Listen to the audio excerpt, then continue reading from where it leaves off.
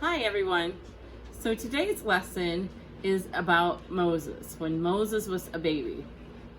And we are going to talk about how his parents had an exceptional amount of faith in God to help protect Moses and trust that God had a plan even though they couldn't see what was all going on. So we are going to watch a video about baby Moses here, and then we will talk about it some.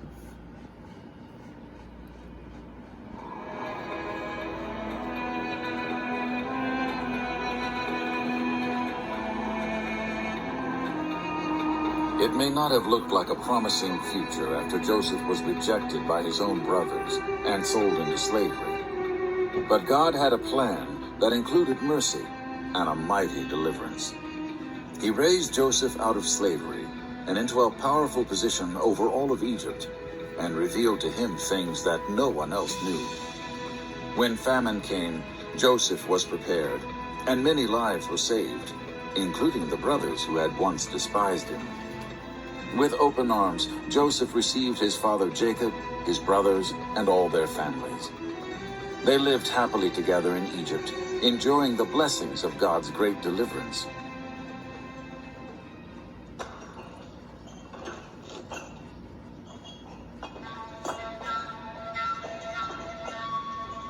But time passed, and a new Pharaoh rose to power who did not know Joseph or remember how God had delivered them from famine and certain death. Instead, he felt threatened by the people of Israel, who were now growing in numbers and strength. Out of fear and evil in his heart, this new king forced the people of Israel into slavery and did everything he could to stop them from becoming a mighty people. Yet another Pharaoh attempted to destroy the people of Israel by demanding that every son born to the Hebrews be killed. "Throw them into the Nile River," he commanded. He would rather murder them than watch them continue to live in the goodness and blessings of God. Little did this king know that he sought to destroy a nation of people God had promised would be great. God was preparing his people for one of the greatest deliverance stories of all time.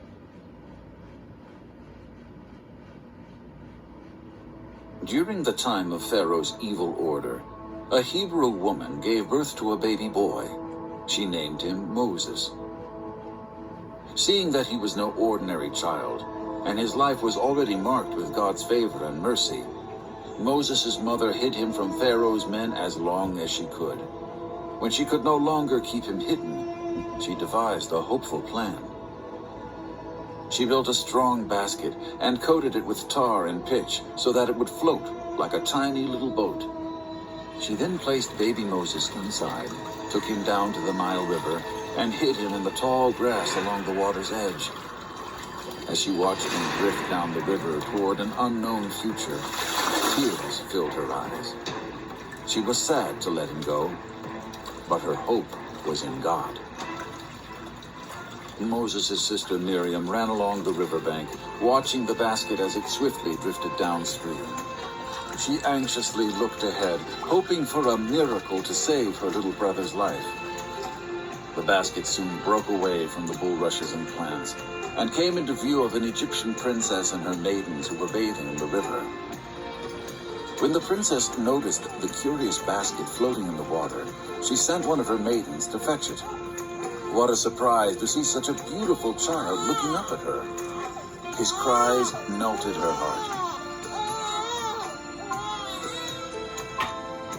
Immediately she recognized it was a Hebrew baby boy.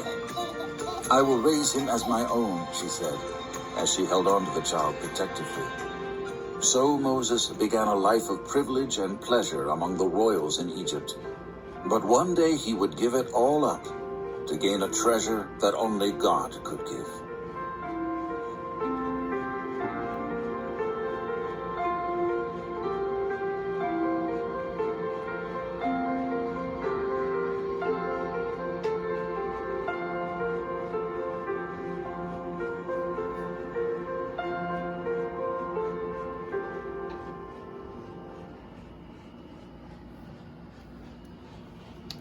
Okay, so let's go through a little bit on the story here.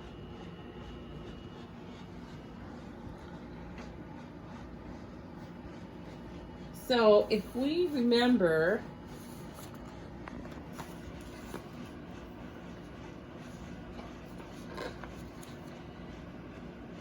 Joseph was sold into slavery by his brothers. So here's a question for you. I know we're all getting ready for school, but have you ever gone to school and forgotten your lunch or your lunch money? Not knowing how we're going to get food when we're hungry can be scary. In Joseph's story, farmers and ranchers, people who rarely ever had difficulty feeding themselves or their loved ones, were in danger of starving.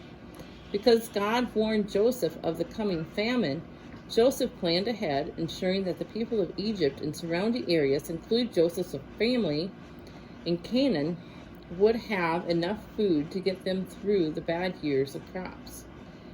God has a plan, and if we do something to make sure that his plan is realized, he will find a way of letting us know. In Joseph's case, God gave him some strange dreams. So why did the Pharaoh force the people of Israel into slavery? Well, if we remember, the new Pharaoh forced the people of Israel into slavery because he was afraid they were becoming too powerful. So again, to sort of help relate this, have you ever had your parents tell you that you couldn't stay up past 11 o'clock at night until you were older? Well, your parents make decisions like this not to make you mad, but out of concern for your well-being. They want to make sure that you're going to get enough sleep so that you have energy to do all the things that you need to do throughout the next day. Pharaoh's decision to force the people of Israel into slavery was not made with people's well-being in mind. Pharaoh made this decision out of fear and for his own peace of mind. In our case, we just need to wait until we reach the determined age. In the case of the people of Israel, even though they didn't know it, there was a time limit to their situation as well. God still had a plan to free his people from slavery. So here, the new Pharaoh ordered that the baby boys born to the Hebrews were to be thrown in the Nile River. What would you do if you made your favorite kind of sandwich and you were forced to throw it away before you even took your first bite? You wouldn't want to do that, would you? You would want to eat it or give it to someone else. Now, what would you do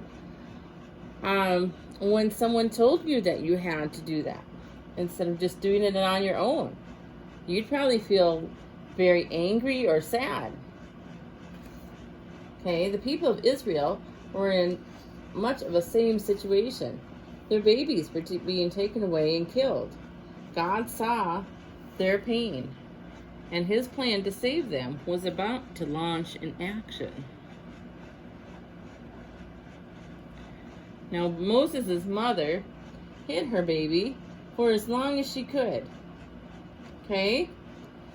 If you had to hide your favorite stuffed animal, where would you put it? Putting it under your beds and your closets would be a good spot. But think about the baby's mother. She had to keep him from being discovered. Babies are naturally noisy, and they keep their mothers very busy. So she might not have been able to do her normal routines. Keeping a baby hidden and safe would have been a very difficult task.